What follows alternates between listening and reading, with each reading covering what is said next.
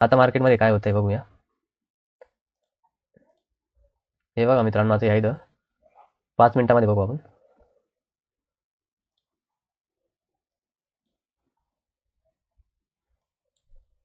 हे बघा मित्रांनो, या इथून एक ट्रेंड लाईन येते. हे बघा तुम्हाला दिसत असेल की नाही.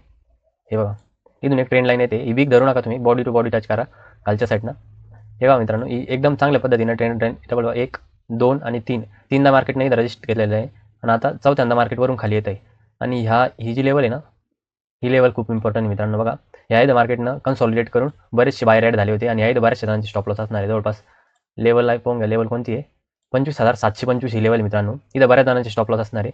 आणि पण विषय असा इथं खालच्या साईडला सुद्धा लिक्विडिटी आहे. इथं बघा, मी तुम्हाला काल सांगितलं होतं, तुम्ही पाहिलं असेल की नाही, गोल्डमध्ये असाच सिनारिओ झाला होता.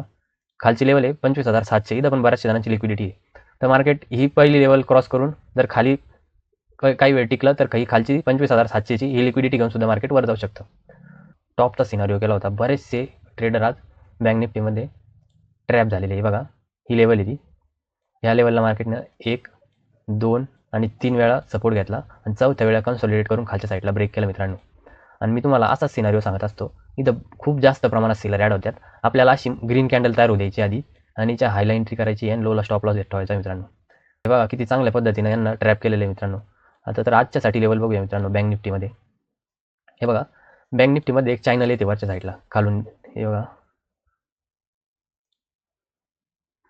हे दिसत असेल तो. हे बघा, आपण लो धरला आणि बॉडी धरली आणि खालच्या साईडने एक चॅनल येतोय, तुम्हाला दिसला असेल मित्रांनो. हे बघा, आता मार्केट ह्या चॅनलला सपोर्ट घेणारे मार्केट ह्या चॅनल जवळ. तर आपल्याला इथं एंट्री बघायची आहे.